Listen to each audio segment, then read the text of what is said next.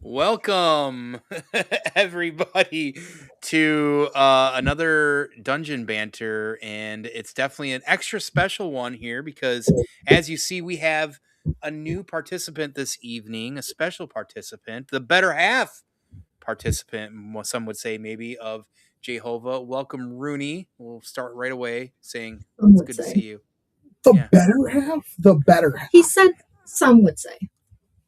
Some would say, most may say, we'll put a vote out later on. We'll figure it out either way. But no, it's good to be back here in the dungeon with y'all, and good to have you here, of course, with us, Rooney. It's really exciting. When we were creating this topic, basically, it just seemed kind of like a pretty no-brainer to have you come on in and be able to kind of talk about these things because you have a very interesting background. So I hope to have you kind of talk a little bit about that as well too. So but right away I want to talk about before we dive too deeper into this, if you live in the United States right now, it's cold pretty much no matter where you are.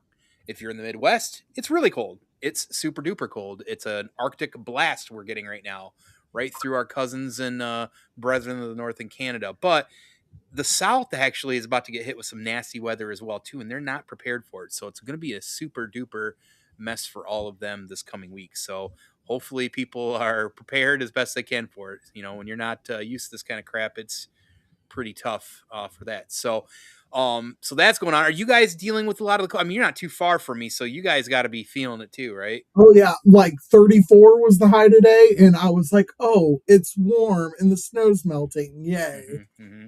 Yeah, just right. enough for the snow on our back porch to melt. Dang. But Must be nice. Yeah, up here we're supposed to hit like negative 20, 25 through this weekend. I don't know if that's wind chill, everything combined, but like super, super cold. So I'm not excited about it. Matter of fact, the Michigan Storm Chasers put out a thing today saying that don't forget with these cold temps deep in the ground with all the moisture, there can be like ground explosions and popping, like what they call them, like ice quakes, I guess. yeah. Pretty wild. So we'll see. But other than that, so if you haven't seen it yet, but tomorrow we're gonna get the full morsel. They released a little teaser today. Did you see that teaser, Jay? I sure did. Oh my God. Some people didn't feel like they got enough. I think it was just the right amount. Yeah, it's just enough as a teaser. Made me want to go and grab my own sort of power. Right. Yeah, so He-Man Masters Universe got a little teaser trailer. Trailer's supposed to dump tomorrow. Some people are saying it's another teaser trailer is dumping tomorrow, so like a teaser of a teaser. I don't know. It's honestly right away it looked pretty cool. I'm pretty excited about it. The music was doing the right things. I think the only thing I think people and myself would be included in this camp was like it looks kind of like, I mean, we're just talking about it. It looks kind of like a Who-Man scenario.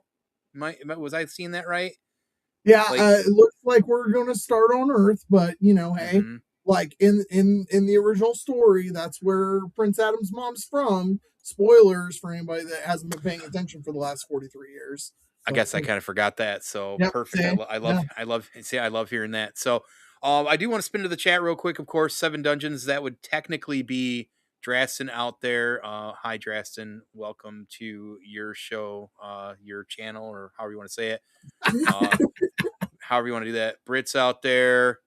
Brother from another mother, El Blanco. That little boy. My little boy. My son. Cousin, one of the two. We're not sure. Going through the DNA testing, we're figuring it out.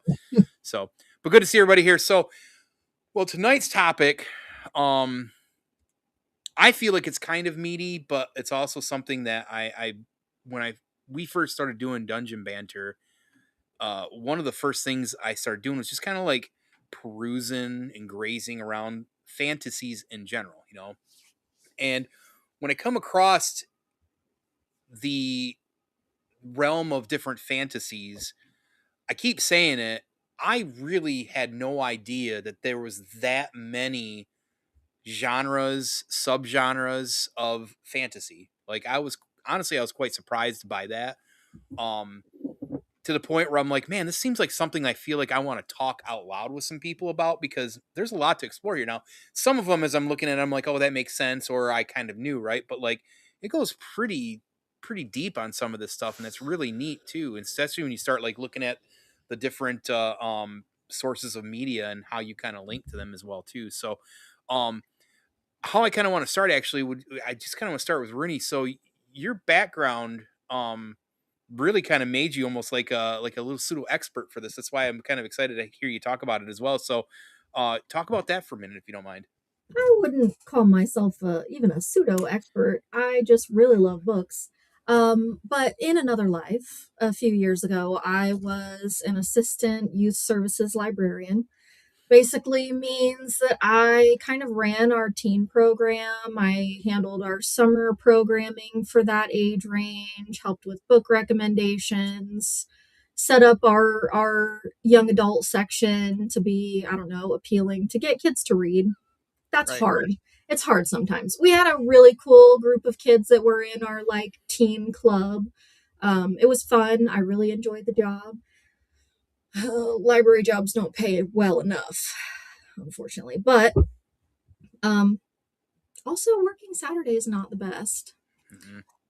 But I really Hmm. enjoyed it, and it definitely deepened my love for books. I mean, watching you put the right, like, watching putting the right book into the hands of a kid and seeing that spark for the first time of them realizing, hey, reading maybe is actually for me was fabulous. Also, I got to run a D&D campaign with them, which was super cool. Oh, I did not know that. Check that out. That's She pretty Yeah. cool. designed her own magic item, and it is amazing. It is one of the Mm. coolest magic items I've ever seen. It is really That's neat.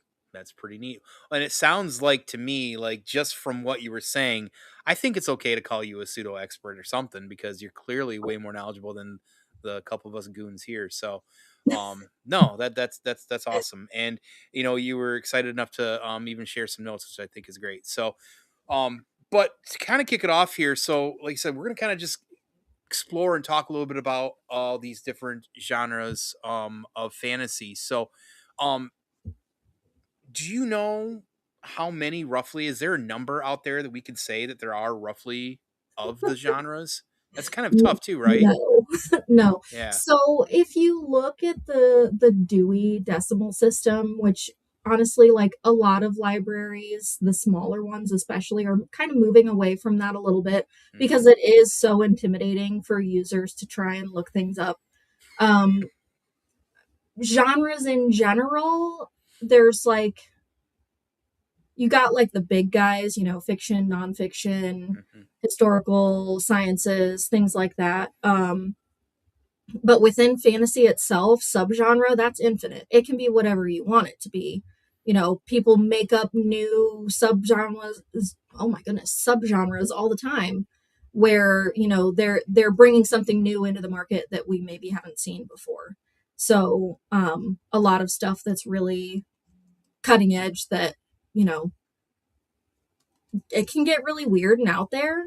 Hmm. I've read a couple that are super strange. It can be fun. Um, but it ranges from like your Lord of the Rings to some like really mind bendy stuff. Um, I don't think I could ever put a number on it though. It's enormous, but also like all fantasy is fiction, but not all fiction is fantasy. Hmm. So like you can get low with it where it's just like a little bit of magical realism, or you can go like grand whole different alternate universe. Gotcha. Okay. And it's like it's funny too because as I started kind of doing like some thoughts on this topic. I started thinking back of like different cartoons or different movies or even things that I read, growing up, and I'm like, man, I look at those. You can look at those kind of differently too because you're seeing all these different like subgenres and stuff like that, and trying to figure out, okay, what would this be classified? Because to me, it's this, but right to somebody else, it could even be this. And sometimes you've even found the kind of crisscross, which I think is kind of neat as well too. So it definitely feels a little bit loose in that stuff. And I haven't heard the name Dewey Decimal System in probably 3 or 4 years at the very least. And I recall it. I remember how that worked. I don't know if I would be able to properly use it. Actually, it's not that hard. But it's funny to hear because I kind of knew that a lot of libraries were going away from that, or not a lot, but some are. Because people today just have no idea how to do things like that anymore. It's kind of a kind of wild. Do you think the library still have the newspaper thing? You might know what I'm talking about. The little Um, oh, ours does, or the one that I yeah worked at did. Yeah, yeah where you can look at like the films or whatever. The yeah Yeah, like no, I can't remember old what it's articles. called right now, but yeah, Yeah, the little viewer thing, Like the slides or not a whatever. not a tele telegrapher. it's a Teletubby. Yes, No, I not a Teletubby. Don't now. It's Come close on. enough. Just because I'm the dumbest person in the conversation doesn't mean that I don't know what I'm talking about. Yeah, nobody even said ours, that. so the one that I was at did have a pretty hefty, like, local history section. So the Hmm. newspaper, people would come in all the time. A lot of people really big into genealogy and stuff. So definitely we had one of those. I don't know how many who are like really modernizing still do though. Right, gotcha. The only reason that we watched Stranger Things this last season and they were using one, and I'm like, my God, I didn't even think about that in so long. And maybe it was Return to Derry did that as well too, or did one Yes, of those both two. both Mhm. did it. Both did. Okay, that's Both yeah. did it. So Yeah, yeah. I was having this Now, like moment there, but okay. one of the things that I found really interesting is one of the articles that you sent over for us to kind of just Hmm. peruse and get our things. I don't know if you guys caught it, but there was Flintlock fantasy and then I there was did see that. gunpowder fantasy, right? And I'm like, okay, who really is debating whether these two are the same thing? And then I hopped into Reddit, which no, Don't go there. that like there is literal groups that will say, "Don't you mix our gunpowder fantasy with our Flintlock fantasy?" And I was like, "Oh shit, okay." I just hopped down a whole rabbit hole. That makes me want to kind of hop Yeah, down that rabbit hole, but I feel like that's a little that'd be a little much. it was intense. So I was like, you know what? We're only gonna do a light preparation because like I was really curious, Right, and I found out a little bit more than I meant to. right. Okay, Yeah, that's that. I'm probably gonna still look that up because I am kind of curious now. So yeah, it is. that's funny. That's funny. Okay. So as far as the genres themselves, it's kind of fair, I feel like, to say there's probably 3 to 5 that I'd say I feel like are the most dominant or maybe the most known. Would you kind of agree with that? Yeah, I'd say that's probably Yeah. accurate. Yeah. Um, so what ones do you guys also think those are the most dominant in that sense too? Oh, that's an alarm. Why don't you go ahead and go first? I mean, so in we're talking subgenre, right, within fantasy? Is that how that works? I guess because because actually, let's back up because that is something I want to bring up because like when I think this is how I talk fantasy between I say there's medieval fantasy, and this is again like very before even this discussion. I would say medieval fantasy, and then there was sci-fi fantasy. That's how in my head it worked, right? Is Mhm. that what you mean by like the fantasies and then the subgenres? So fantasy itself is a genre within Mm-hmm. fiction, right? Mm-hmm. So there you have like historical fiction and then you have fantasy and you have sci-fi. And sometimes fantasy and sci-fi kind of exist on the same level and interlock a little bit. But then underneath those umbrellas, you get things like high fantasy, Right. where it's Okay. like a whole other world, like Lord of the Rings, Chronicles of Mm-hmm. Narnia kind of deal. And then you have low fantasy, which can be like urban fantasy, where it's like, um, True Blood, for example, or whatever. That is a book series and a TV series, Mm-hmm. where it's urban fantasy. It's taking place, modern day, and there's this, kind of fantasy underworld or other world that happens alongside ours. Mm-hmm. Um, so it you have the fantasy here, and then there's like sci-fi that kind of hangs out. They're friends, they're together, Right. Right. and then there's all kinds of little babies underneath. So does the sci-fi and because I didn't look too deep into the science fiction fantasy, so I'm assuming there's probably subgenres under that as well too. I guess I Yes, Oh, absolutely, yeah. Jesus God, because a lot of people will classify steampunk as sci-fi and not just fantasy. Like, I could see that being one that might blur the lines a little bit, yeah, but I feel like I would lean more to like fantasy. That is pretty interesting though. That's very interesting one I think more than anything. Huh. Okay. Yeah, so I guess I mean more like the subgenres, the big ones at least under the normal fantasy. Because like I said, I felt like there was like 3 or 5 in general that were pretty large, right? Yeah. yeah. Um, I mean, High, low. yeah, high fantasy, low fantasy, like historical fantasy or alternate history. Dark fantasy is Which would be another like one. art, because I'm a big fan of Arthurian. That would be Yes. like that would be that Well, kind of that's thing, like right? the mythology and Yeah. legends. Hmm. And then also off of that, you have retellings, which are really popular right now. And That's yeah, one that I really enjoy. what would that be like? So, a modernization of your Arthurian legend, or mythology from a new perspective, American gods from he Yeah. who must not be named. Um, Benedict Cumberbatch's Sherlock is a modern retelling Hmm. of the you know Sherlock stories. So God of War is a modern retelling of Nordic mythology as a yes, video right, game, yeah, from a exactly. video game standpoint, I suppose. right, But yeah. yeah, Yeah. okay, that's neat. I guess I didn't think about that as much too. American Gods, I sounds like there's somebody in there that you're not a fan of. Really disappointed on how that series for 3 seasons, instead of ever moving forward, it just felt like it went like in an angle most of the time. There was a lot of Well, things I liked about that and wanted to like, but it just didn't feel like it ever got anywhere the entire time. So, I gotta be honest, I've only seen the first season, mhm. because the next two seasons are behind a paywall for streaming literally everywhere. And I have read the book, and the book definitely like feels pretty resolved at the end. You get like the whole picture, and it's great. Mhm. But there is the whole like Neil Gaiman controversy thing. Gotcha. Yes, yes, So yes. That's maybe who it don't is. spend our dollars with him is Right. my recommendation. But I'll you read the know, Wikipedia because I thought the concept was get the Cliffs Notes. it was really neat. Like I was really into the show originally, but like every season just felt like instead of going straight or forward, it was going like 45-degree angle. I'm like, come on, dude. Like we got to get somewhere. After three So seasons, it never got anywhere. I think what happened with that was Neil Gaiman's Good Omens.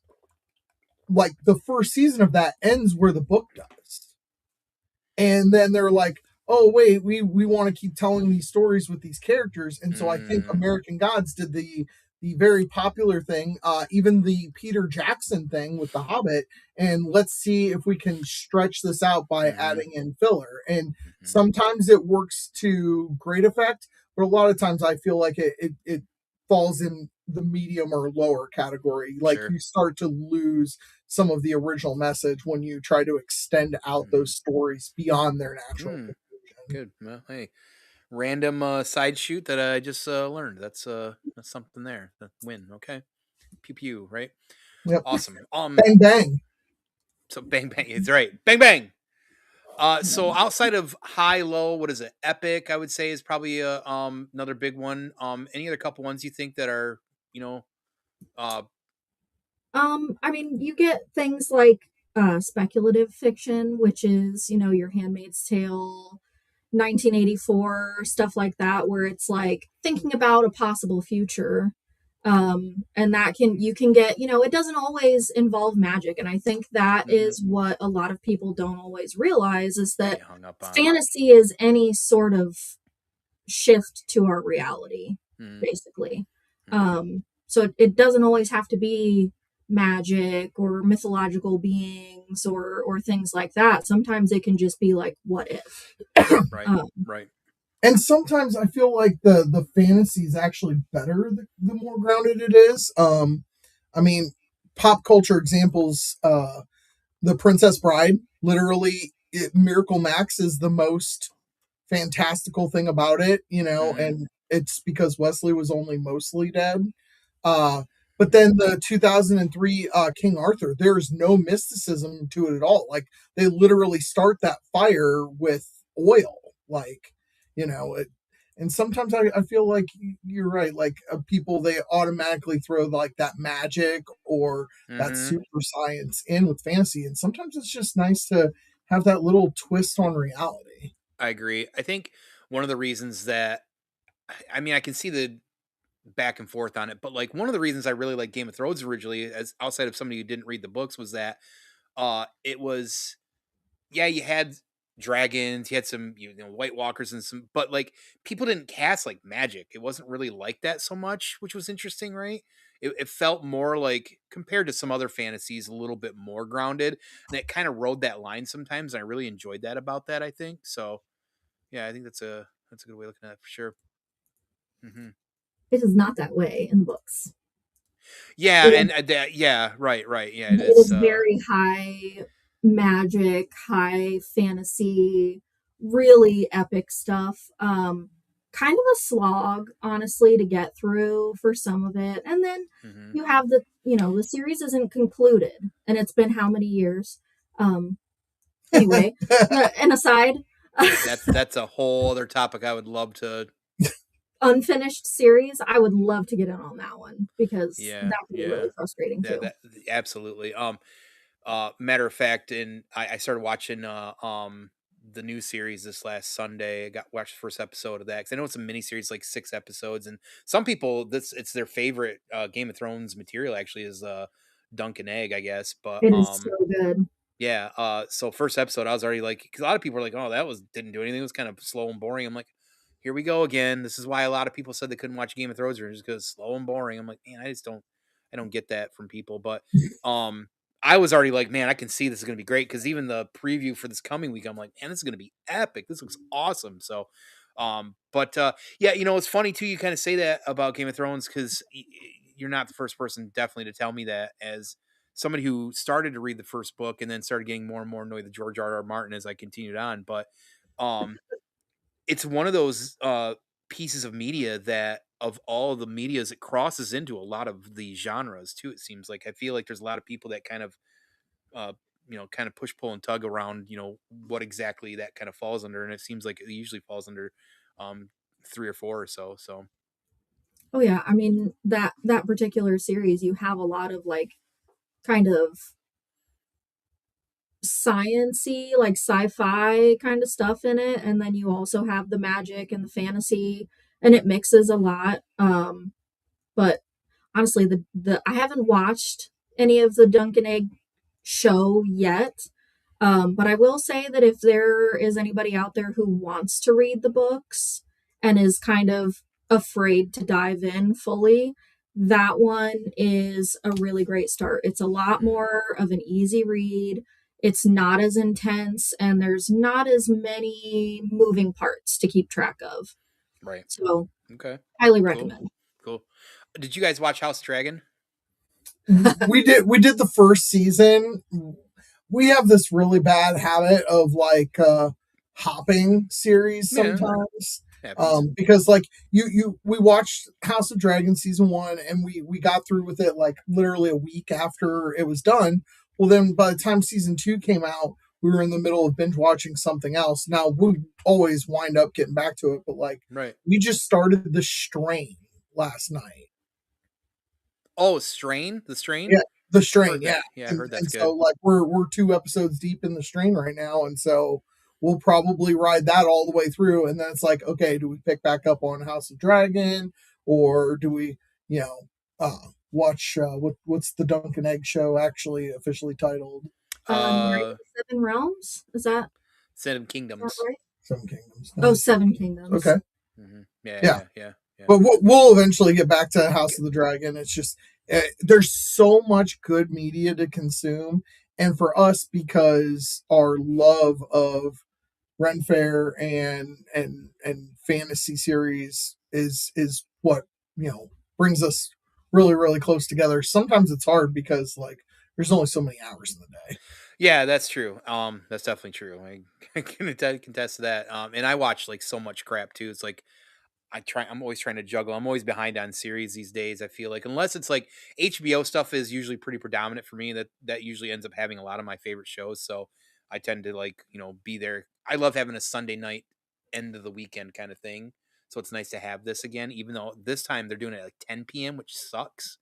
Because that's fucking late, but whatever. But I will say House of Dragons season 2, and I've the first season was great. I really liked that. So I'm excited to kind of see them kind of still try to work within the Game of Thrones like mythos there. But anyways, I'm sure we'll come back to Game of Thrones anyways at some point. But So as far as fantasies in general, are there fantasies that aren't, I know there are, but like what subgenres of fantasies that aren't super mainstream that maybe are newer or that I guess that as like for me, like as I'm looking around as well too, and like finding I'm like, oh, that's kind of intriguing. Like I'm kind of curious about some of those. Is there any that you guys kind of can think of that you were like, oh, that's interesting. I didn't know that, or that's something I would like to look into. So like for me, I'm always fascinated by how they start combining. Like, Hmm. I mean, now granted, uh, like Twilight's not new, right? But Hmm. like that combines like dark fantasy with erotic fantasy, and so and those two genres typically mix very very well together. But like the whole monster subgenre that has spawned off of that with the monster lover book series and stuff, like somebody's just taken Beauty and the Beast a little too far, but hey, what, I'll never yuck someone else's yum. Right, right, right. Yeah, we But don't do that around here. I mean, Nope. it's just spun, like, and it's gotten really really heavy in the last few Hmm. years to like where Yeah. you can't walk into a, a, a that kind of section of the bookstore, the fantasy section, the fiction section, and not see that theme play out over and over again, the monster lover theme. So It's a little too naughty for you, huh? no, not for me, but I for mean, the general audience, some people, I guess. Yeah, yeah. Right, right. yeah. Um, what about you, Rooney? Um, I don't know. I guess for me, like when I was looking through all the like source material that you sent us, the like new weird fantasy really like sparked something for me. Like I haven't read anything that is in that genre, but I'm really interested in exploring it now Hmm. because it looks like it gets really twisted and strange. And I have been really into like horror, especially like fantasy horror lately. So I think creeping into that like weird, twisty kind of stuff could Hmm. really get into my wheelhouse. Hmm. And then the grimdark fantasy, which is like really gritty and dark, also is kind of encroaching on that horror section where I've been kind of living lately. Um, so where it's very dark and gritty and kind of like this separate underworld Yeah. of stuff that's going on outside of the normal world's like purview. I find that to be really interesting. So Hmm. definitely something I'm going to look into more. Yeah, I'm right there with you. That's kind of one of the ones I'm a little bit into as well. I just really like creatures and monsters. I know you know, we've already kind of brought Twilight as well, but I think there's I don't think it's a surprise that any of us, I think for the most part, probably into some of those things. I feel like if you're into, you know, the kind of fantasies that we kind of hang out with, that's some of the appeal and the allure is like the monsters and the weird shit like that, right? I definitely because I had looked up, I'm like, well, where does like because I love Lovecraftian things, right? And cosmic horror is also like an actual, just like a subgenre of another genre as well too. I think Mhm. just of horror in general, I believe, right? That makes sense. So Yeah, I think it sometimes gets like shelved under like the sci-fi, yeah, especially which would make especially sense. Lovecraft. It's Hmm. very like otherworld, you Hmm. know, multi-dimensional kind of stuff. Yeah, yeah, yeah. It's interesting too because like you know I think with Lovecraft that it's almost like even his kind of horror is there's different parts of it. Some of it is cosmic horror, and then there's others that's just different types of you know like psychological horror or something like that, or um I don't even And know then if you get it's into the noir of it too. Like a lot of Lovecraftian horror yeah has that noir detective it takes place in fantasy the element. 20s and Yep. 30s and things in that nature as well too. So you know you're not dealing with a lot of technology or anything like that. So it's a whole other you know timepiece almost at that point too, which makes it interesting. So I like I said like Arthurian was always something I loved growing up as a kid, and like I feel like I never really got exposed to enough outside of like Sir Thomas Mallory's awesome novel, right? And then the Excalibur film from the late 70s. But what is it? Sword in the Stone's another good example, I feel like, of Arthurian. Um, there's another one too. There was a comic book in the late 90s. I really wish that I really, really liked. I wonder if I should look into it and see if I can still find some of them because I have some of them. It was called Lady Pendragon. Now, hopping Really, back in, really, really neat. hopping back into with that, so in the early '90s, late '80s, no, it was early '90s.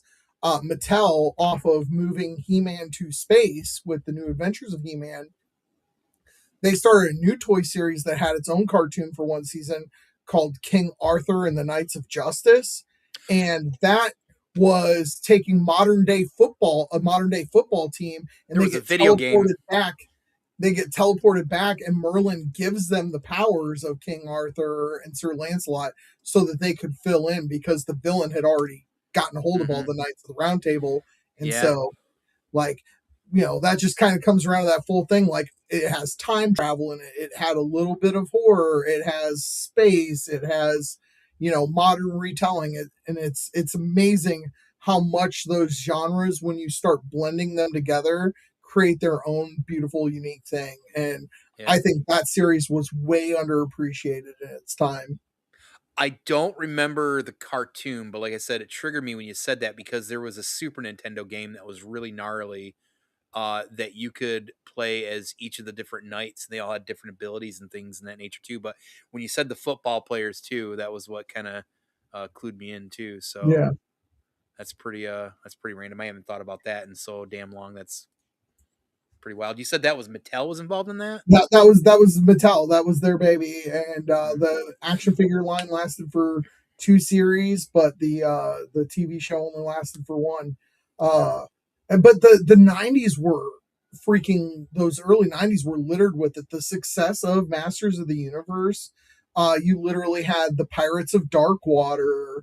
Uh, you had the which I barely remember until I literally after you talked about it and yep. then saw something on YouTube about it 2 nights ago, and I was like, oh my god, now I do kind of remember that. Yeah, The Adventures of Conan. Everybody forgets about that '90s Oh, cartoon I too. didn't. Like, I remember that. Yeah, yeah, but yeah. it's so funny because, like I said, once you start like finding those niches, fantasy. One of the great things about it is that you're gonna start with that one that got you in, and for like a lot of Gen Zers and younger millennials, it was Harry Potter. Like that Hmm. was their introduction. For me, like it was almost everything because like Masters of the Universe was there when I was a kid, and that was a Hmm. comic, it was a cartoon, and it was toys. So like my whole life was that. But like you also had, like the Hercules movie, and you had Disney pumping out the Sword and the Stone, and so like those you get introduced to one genre that kind of hooks you, but then as you move forward, it grows with you. You know Hmm. what I mean? Yeah, Like absolutely. what I see now when I watch one of those movies that I watched as a kid is totally different than what I saw when I was a kid. Hmm. And all those subgenres that spin out of some of our favorites are amazing. Yeah, yeah. That's a good way of looking at it too. And I know you guess I never stopped to think about that too, and maybe I have, but the like probably why I love especially at least the older Disney cartoons, or at least in my era, the 80s and 90s, there was a lot of like those that were very, very fantasy like Little Mermaid's very fantasy like, Hercules is very fantasy like, so I think that's probably what kept pumping into my fantasy love for so long and for so many years too. I think the thing is, one thing that all of those have in common are that they're retellings Mm, yeah, of yeah, older stories. You yeah. know, The Little Mermaid, that's was it Hans Christian Andersen? A French gay man who wrote the story as a love letter to a man that he was in love with.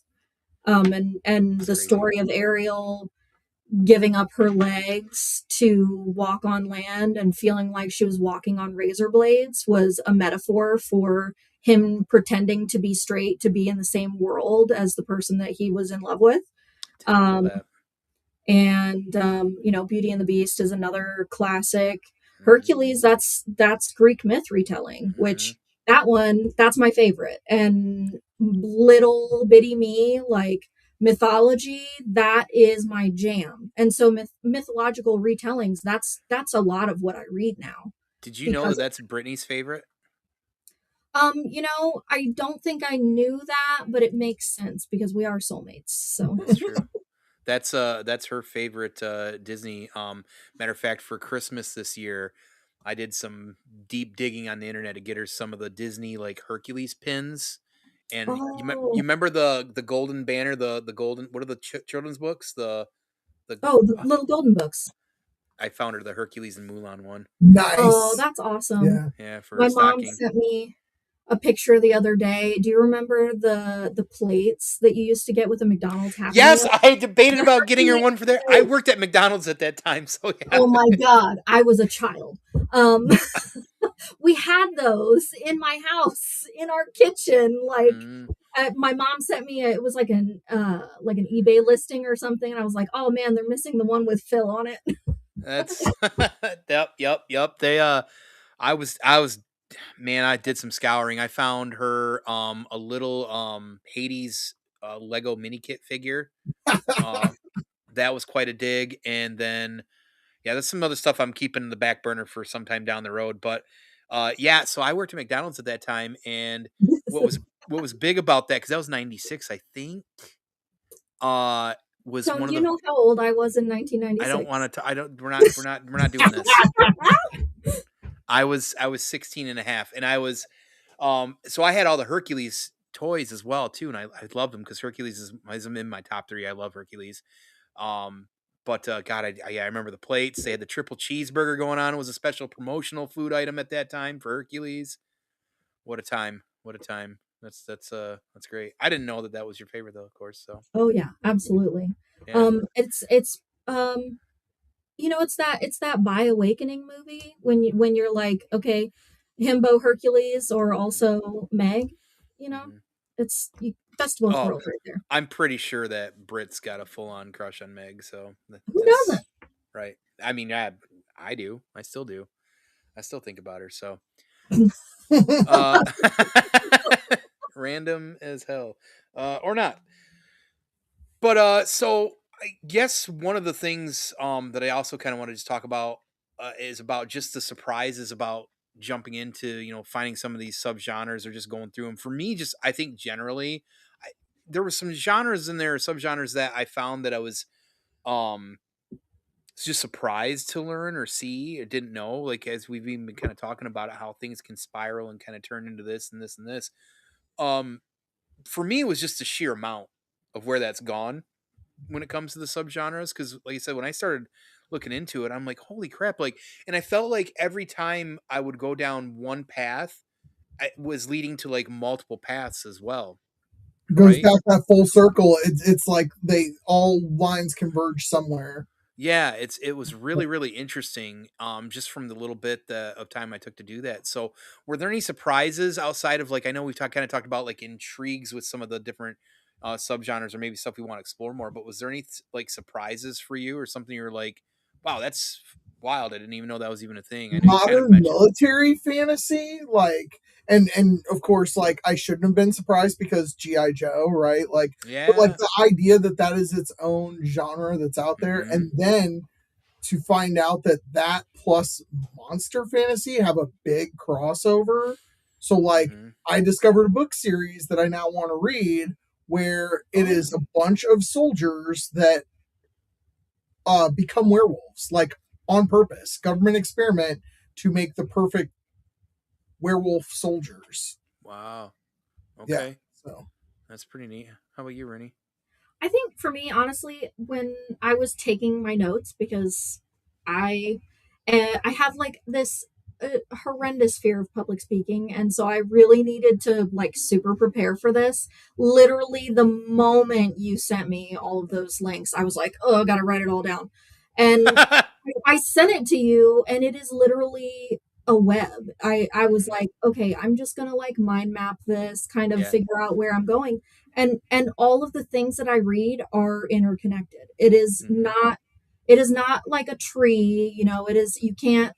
it's not so easily defined as like, phylum, species, whatever, all of that Mm-hmm. categorization that we do with plants and animals. It's literally like a spider web of like, if you pull over here, you also feel it all the way over here. Mm-hmm. Like, so you've got like the magical realism, cozy fantasy, fantasy horror, the retellings, which can span as far as like the low fantasy, urban fiction kind of deal, all the way to the high fantasy stuff. Like, and it's all there, just connected. I have, books that I've read that are this and this and this Mm-hmm. and this. And like the fact that it is so difficult to parse, I think is part of why there are so many of those subgenres, is because a, a book, a movie, an action figure line, a comic book, a commercial, literally it can fall into so many different things all at once. Mm-hmm. And Yeah, it's yeah, surprising. It's really crazy. yeah. And I think that when you sent your notes over to me, I looked at it, I'm like, oh, it looks like it's the first thing I thought of was like, that looks reminds me of a spider web. Um, I think, a couple things that I'll know is, first of all, I was watching one of the classic of horror comedy subgenres, which was Army of Darkness. So I needed a little Bruce Campbell in my life last night. So I was, yeah. What are you pulling? You grabbing something? Ha! Groovy. Um, hey, if you're gonna shop smart, Shop S Smart. thank you, thank you. Um, but so you noted swashbuckling fantasy, I and did, yeah. um, so like the reason that caught me is, first of all, like, is that an offshoot of pirate fantasy, or is that kind of considered what they call pirate fantasy? That is effectively, that is pirate fantasy, like Okay. based on what I was reading, which like I love pirates. I was obsessed with pirates as a kid, like I still am as an adult. And so like Hmm. realizing it never really clicked for me, like, hey, there's more media out there that I could consume that is focused specifically on that. And as soon as I saw that in like a list of fantasy subgenres, getting way too excited here, I was like, oh my god, pirates, I gotta read more pirates, give me more pirates. Right, So right, right. like, yes, absolutely. Which, it's funny you say it that way too, because it's funny. I just pulled up the notes again just to kind of look at them, because you have pirates with the exclamation mark there, so you can That's almost kind literally of all I you wrote tell was your like, excitement, pirates. right? Right, right. You can tell your excitement. So Um, that's one of the things that like we touched on when we did our favorite author episode, mhm, was the fact that like a third of Conan's adventures, his written adventures by his original creator, are pirate stories. mhm, And it's so weird because now in all of the modern retellings and all of the visits and everybody's favorite version of Conan, no matter which one it is, there's very little of the pirate fantasy in mhm, there. And it strikes me as odd because like swashbuckling fantasy is so good. I mean, mhm, who's everybody's favorite character from freaking The Princess Bride? It's the dread Pirate Roberts, mhm. That's true. and so like the swashbuckling is so underappreciated, and the fact that like I would argue that though it takes place in a forest, a lot of the Robin Hood stories also have that swashbuckling. Swashbuckly, yeah, Yep. yeah, yeah. Absolutely. And so like that's that whole bandit rogue Mhm, subgenre that spins off of mhm. that. My two things. So, and they Yeah. relate to D&D in this sense. So, my favorite character in the Dritz series is Jarlasley, and he's technically considered a swashbuckler because he uses a rapier, right? And when they describe his battles, it's just he's very flamboyant and over the top, and that's I love that sort of stuff. And when I had my character in fourth edition, my long-standing character, even though she was roguish, she was more like a swashbuckly type of character and stuff like that, Chaser. Because honestly, it's to me, the pirate fantasy, especially compared to a lot of other fantasies, the characters are just very like I want to say over the top, but they just have, I feel like they always have like some form of extra layer to their character. Like they're maybe flamboyant's right word for some of that, or just more charismatic. I don't know. And they, again, maybe that's skewed now because of Pirates of the Caribbean being around for so long, and having Johnny Depp be, such a great character in those series. But even you think like people like Captain Barboza and stuff like that. I mean, I love Captain Barboza. That's one of my favorite characters in that series, right? But he's got a lot of character to him as well, too. So yeah, swashbuckling is awesome. That's awesome. Swashbuckling. Swashbuckling. If I could, I mean, Goonies, right? We get a little Yeah, swashbuckling in that, right? yeah. That's pretty. That's a great. Where would that lay? What do you think that would? What would that lay? Is that as far as fantasy goes? You Low, think? Yeah, low. probably low fantasy with Okay. like the magical realism of like their imaginations really bring everything to life, you know? Mm-hmm. They're on this adventure and everything is so much larger than life for them because they're a bunch of kids. So you get this like wild and crazy story, but Yeah, I would how say much of it is real and how much of it is fantasy? Well, if they'd have just left Willie's share, they would have just left that share. You know what's unfortunate about that film is that there's a lot of people out there I still feel that doesn't realize there's an entire scene at the end that's usually not in most cuts that you watch and is technically a deleted scene, but it's when the octopus or squid or whatever, they have that battle in the water. Half the time you don't even see it in any of this stuff, and it's a bummer because at the end after they cut that out, um Data brings it up, even talks about it, and it's like no one ever notices that. Are you guys familiar with this? no, no, I'm not. Really? Yeah, like you're sending me down a rabbit hole. So wait, when exactly does What? octopus come out? Okay, so after the Fratellis, they're all on the ship after they jump into the water and they're trying to get Yep. away from the Fratellis. Before they get out of the cavern, it's a deleted scene, I think, in either DVDs or Blu-rays or wherever. You can probably find it on YouTube as well. But a massive like flipping squid or octopus attacks them, and they have to fight it off so they can get away. Well, Feel like he's pulling our leg. You have the Googles in front of you and any of your devices. You can go ahead and look that up while we sit here live. oh, Draston says they mention it when they talk to the police. Yes, remember I just said that because Data says at the end they talk about that, but nobody. Wow, yeah, that's crazy. We're gonna have to. You're gonna have to find. Yeah, you can probably find it on YouTube. It's one of my favorite because I'm obsessed with like octopuses and squids.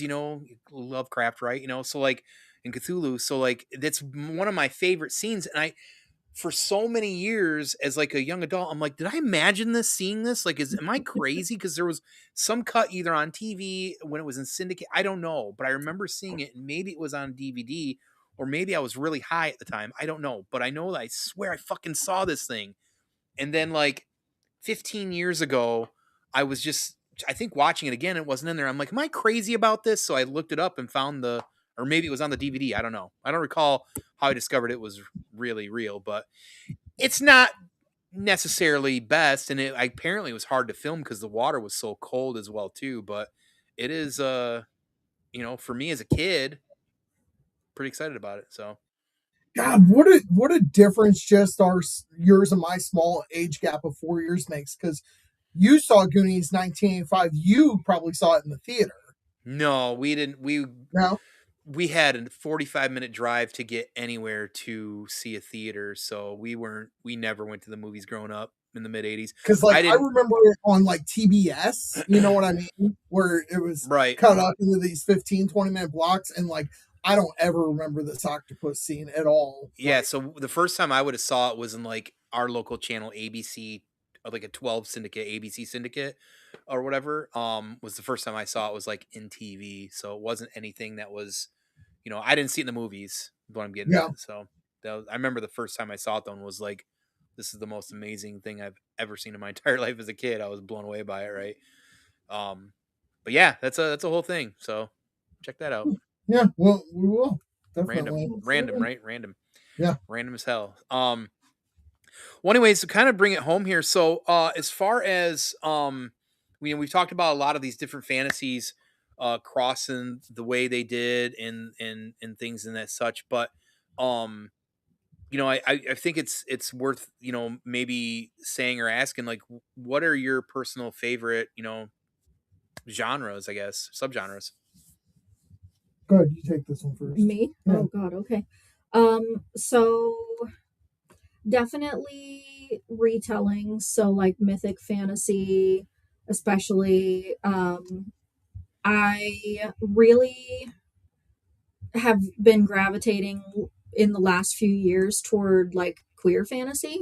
And so you get a lot of like the queer retellings of Greek myths, Norse mythology, stuff like that. A really popular one is the Song of Achilles, which to me, that's not really a queering of the story. Like, it is very clear that Achilles and Patroclus, like, from the text, they were in love with each other. But anyway, I digress. And a lot of like fantasy horror has been kind of big for me, and cozy fantasy. It's really popular right now, and like the book talk and all of that. But like sometimes it's nice to just have a soft read where you get your coffee or your hot chocolate or tea or whatever, and you get all cozy and you sit, and it's low stakes. There's a little bit of action, but nothing crazy, and it's fun and it's easy. And usually you can zip right through it and feel accomplished that you finished something. So that's kind of where I've been at the Okay. last couple books I've read. So What is there any examples of that I might know? so right now, which for Christmas, Jeff bought me a signed copy of all three of the books by Travis Baldree. Nice. First one is called Legends and Lattes. Hmm. The second one is called Bookshops and Bone Dust. And the third one, which I haven't read yet, is called Brigands and Bread Knives.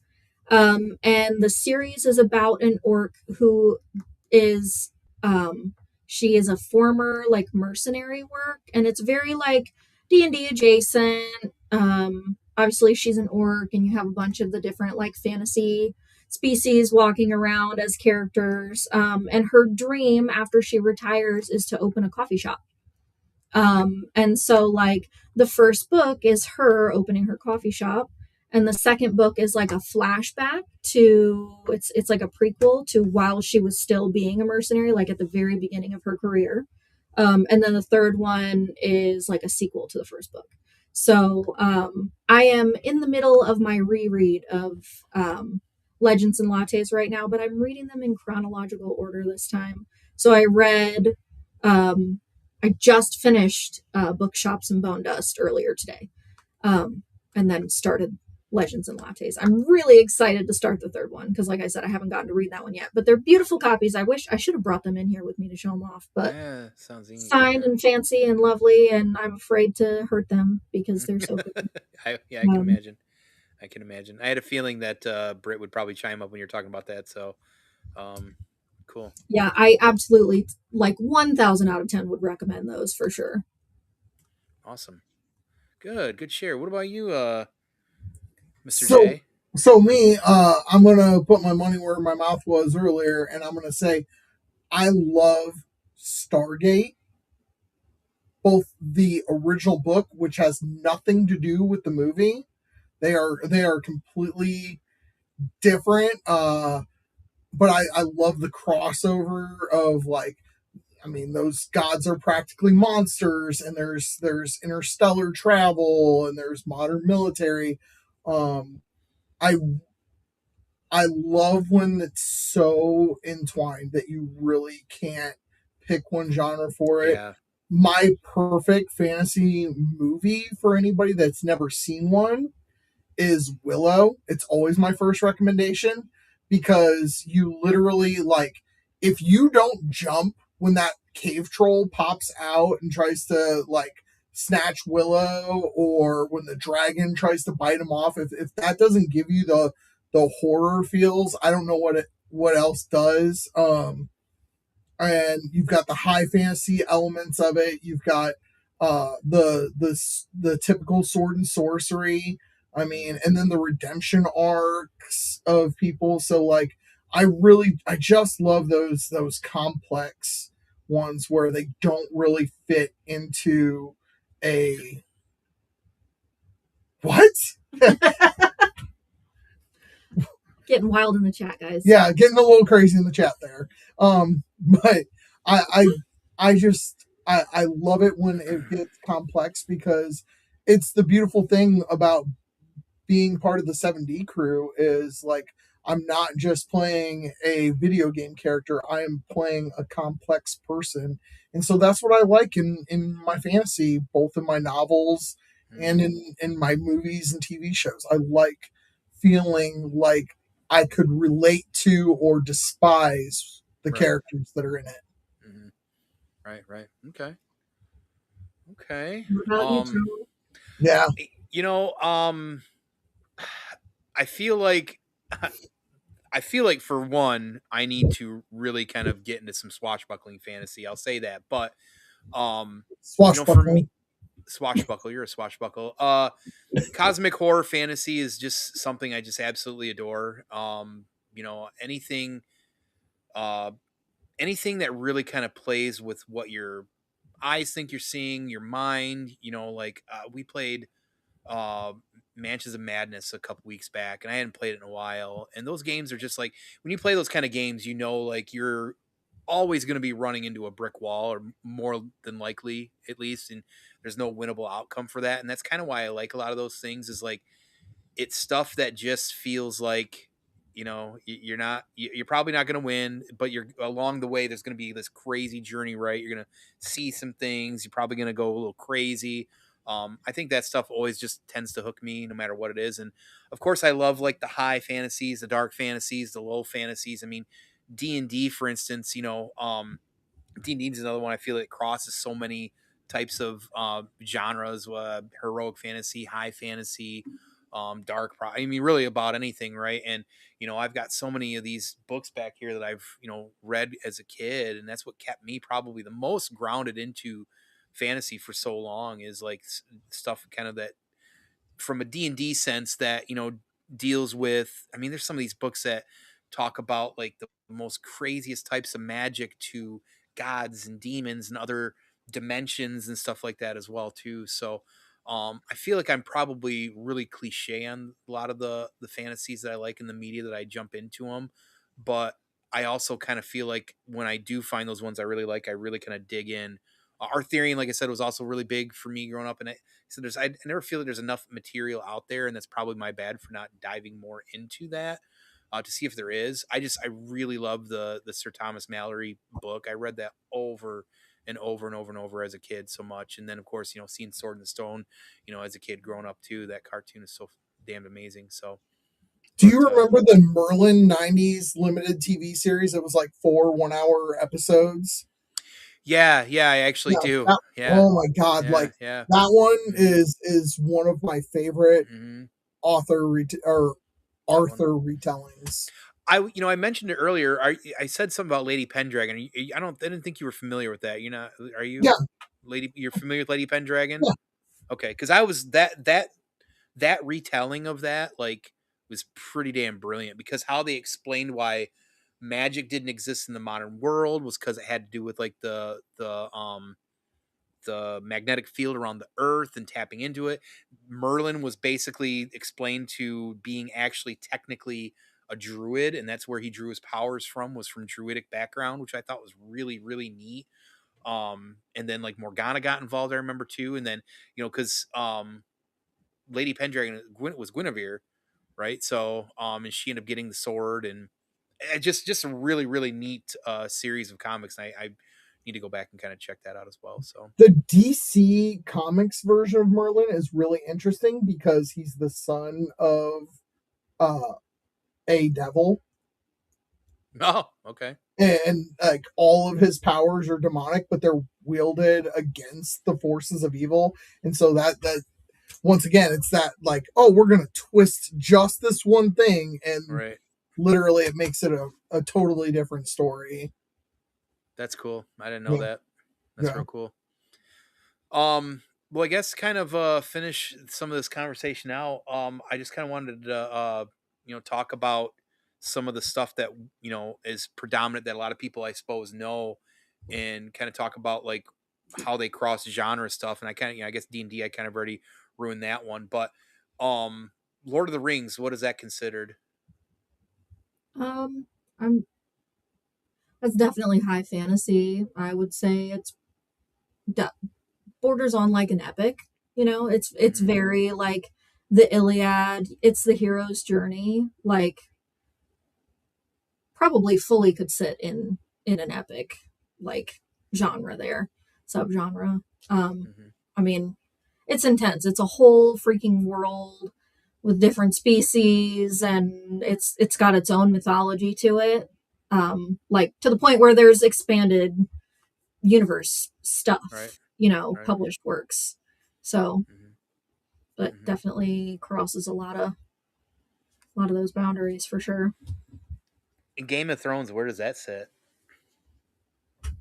It's pretty similar, I would say. Mm-hmm. It's a very long and convoluted story. You've got multiple sort of heroes' journeys going on all at the same time. Mm-hmm. And again, it's that high fantasy whole world building aspect. Very very epic, very high fantasy as well. Yeah.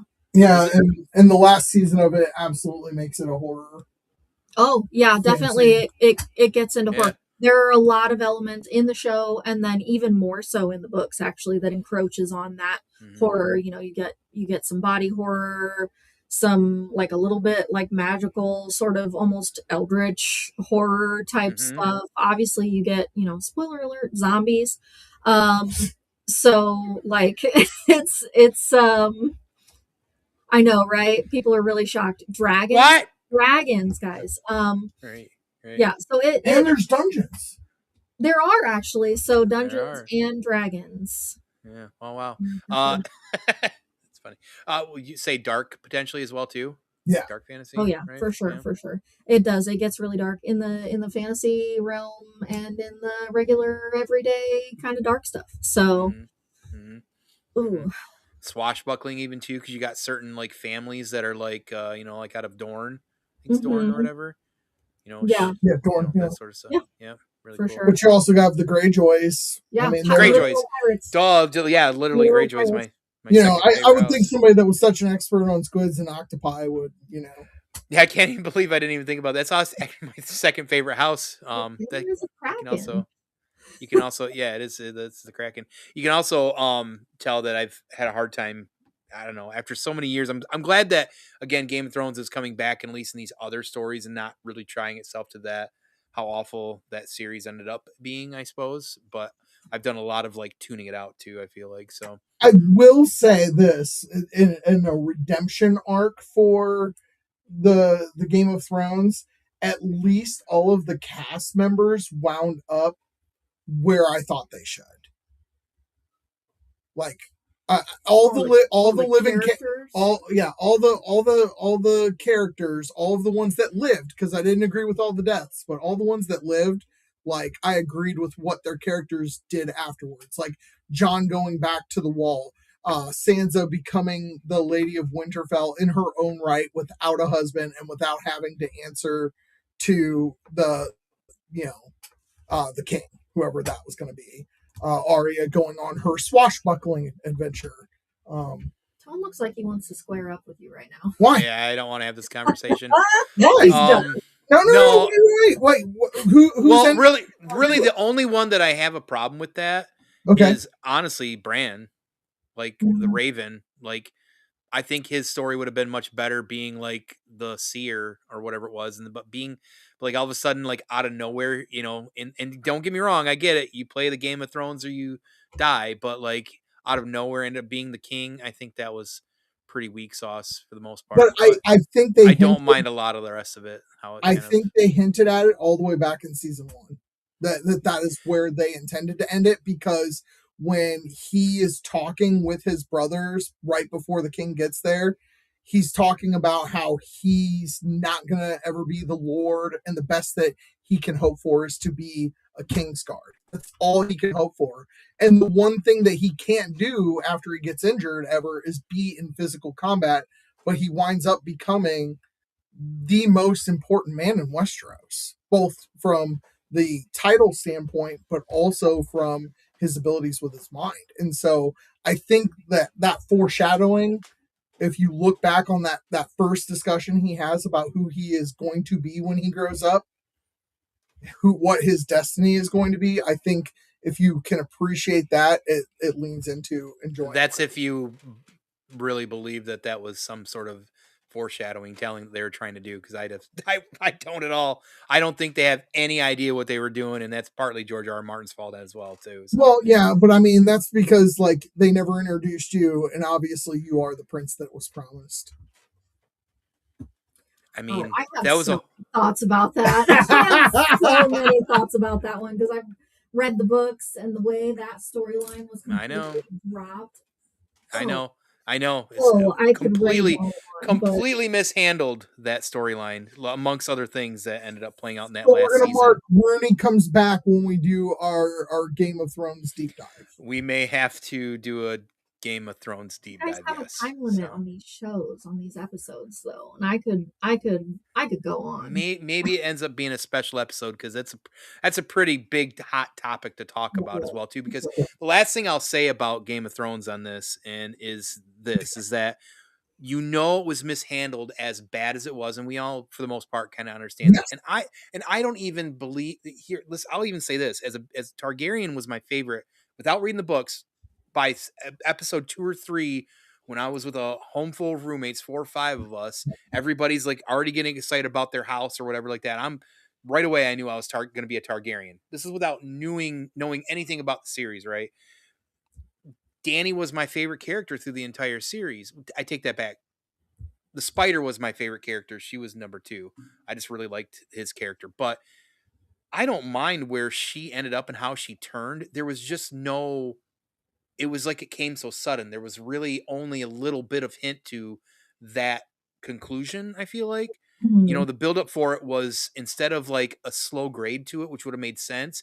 It was literally like going into a 90-degree angle, and then all of a sudden she's crazy and stuff like this. So, Well, yeah, that's because that Starbucks coffee cup appeared out of nowhere after they right. finished the battle. Like Ooh. that would be enough to drive anybody mad. They're like, "What is this wax paper cup?" Right. It was the caffeine that got her at the end of the day. Yep. But after that was like such a cultural phenomenon. Like people were doing like Game of Thrones parties every Sunday. Like we were doing it as roommates. Like everybody was drinking and we were getting ready. Like my roommates would come in for if once we all kind of moved and separated for a while. Every Sunday, the opening, the episode, they would all come in for that, and then the last one of the season, they would come in for that, and we'd all get together and watch together because we started that collectively in 2011, so we kept that kind of going, right? And then it was so bad, like it just disappeared. Like we'd walk into a store back then before season 8 finished, and you couldn't walk anywhere without seeing or hearing or talking about Game of Thrones, and then just disappeared.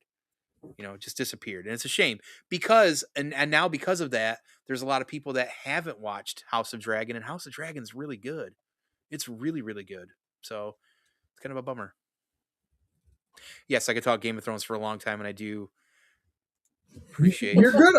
I could listen to you talk for a good long that. while, buddy.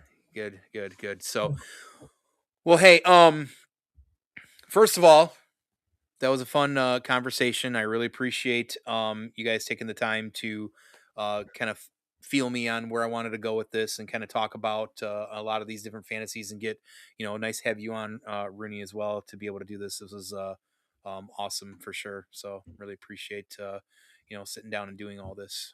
She said she couldn't wait to feel you. I didn't know what that meant. So now, thanks for the clarity. Wow. All right. He just Blush. likes to make stuff up. Um, yeah, I know. Nice, Living in your own fantasy. yeah. What fantasy was that? um, but I guess before we close it out, Jay, you want to do the usual and kind of talk about where everybody can find you normally and Yeah, things you got going on as well absolutely. too. So you can find me Jayhova's Witness on Instagram, Jayhova on Facebook. Catch me every Monday night. We're getting close to the end of my first campaign with 7D, the Shadowsport Chronicles. We are leveling up, and the big bad is literally in our hometown. So be sure to check out our bonus actions if you haven't been watching. Uh, they do a fantastic job with that, and I hope to see you guys Monday night. Yeah, and so this last week you had, what was it, the biggest damage that's ever happened in any of the campaigns so far? Yes, so Marslin rolled a nat 20, Hmm. and uh, it wound up with those cards that we use, wound up being quadruple damage, and it was like 246 damage or something like that. It was insane. And it was Wild. so funny because we got into post, and Marslin was like, dude, I'm so sorry for stealing your spotlight. And I was like, I'm not. Like, that was phenomenal. Like, you Hmm. live for those moments, not just for yourself, but for your fellow party members. Yeah, Like, that was pretty I'm wild. sure I'm gonna have one of my moments at the end of some battle where like all the jaws will drop, but like that was Marslin's time to shine, and he did an amazing job. Wow. So 246 Drassen said, yeah, that was pretty yeah. pretty gnarly to see that. That was definitely wild. Let me see. And then yeah, so honestly, and the RP's been really good lately too. You guys do you know where you're going next, or where's the trajectory now? So now that Justinian, my character, now that his sword has been reforged and cleansed in the ley line, we still have two more of the echoes to go find and then cleanse those as well. Um, and it's funny because we've talked so much about swashbuckling uh, in this episode, but we're currently on the airship and we're currently heading off to our next adventure. Cool. Speaking of which, our next episode of Dungeon Banter, we already know our day and our time. It's going to be February 19th, which is a Thursday. We're going to Hmm. let the guys do their normal Wednesday night gaming stream. We're going to be on February 19th, and we are going to be talking swashbuckling pirate fantasy in pop culture. And we may have a special guest, and I may have dropped a couple of hints about who that special guest is for anybody that's been listening and anybody that's looking around in my background. There you go. Oh, sneaky. He's sneaky. How about you, Rooney? Where can everybody? I'm just kidding. You don't want to do that, I do don't exist. you? No, That's I don't. not true.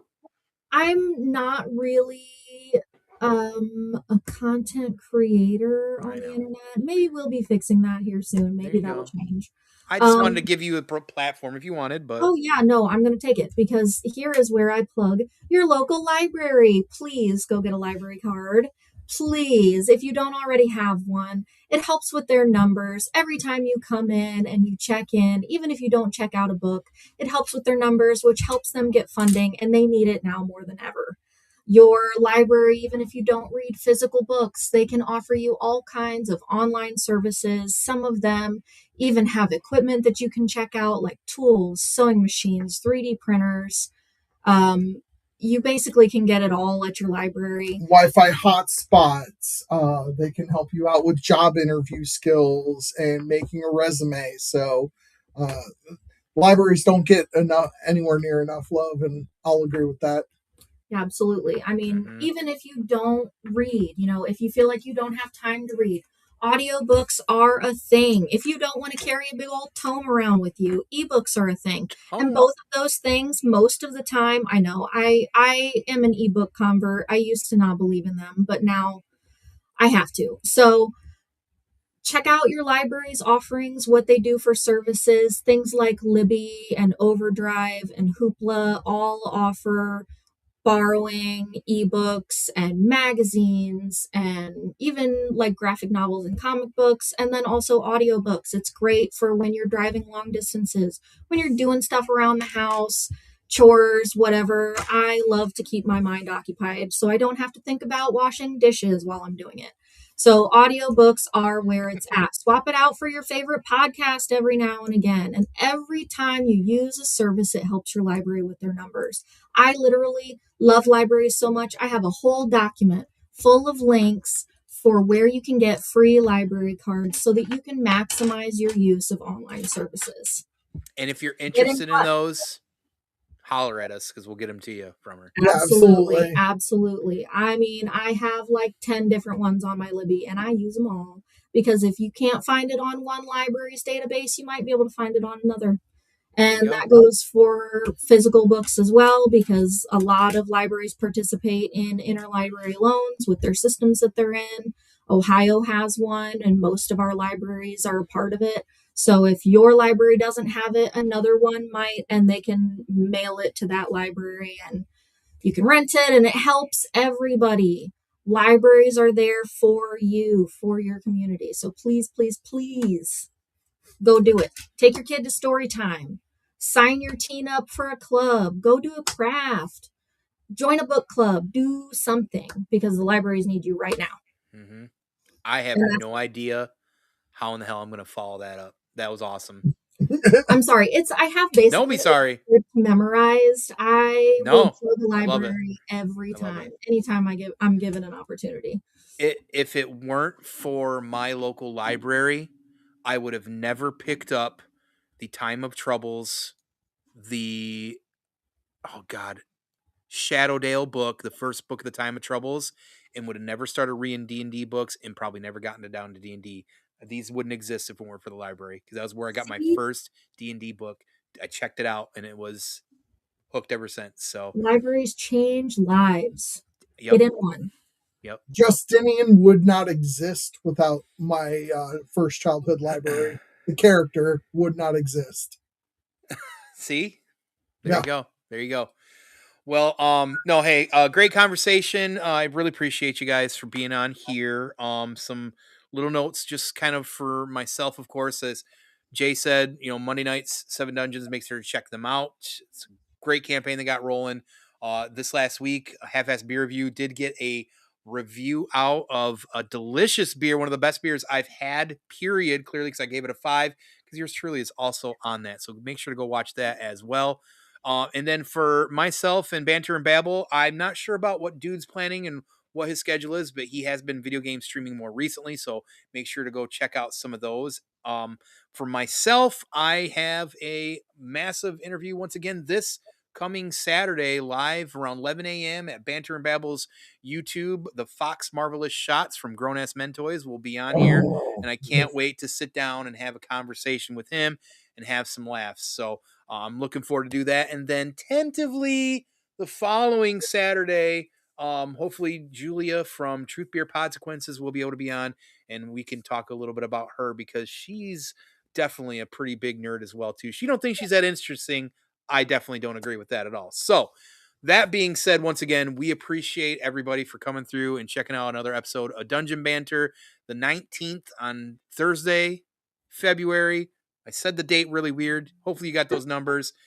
We will be back here in the dungeon and talking about pirate fantasy. I'm looking forward to being able to do that. So again, thank you to the chat for hanging out with us as well. It's been good to see everybody. I hope you all have a good rest of your evening and a good rest of your week. And if you're in the Midwest or any part of the U.S., stay warm. About to be cold. See you and real as soon. always, we'll see you in the dungeon. Banter.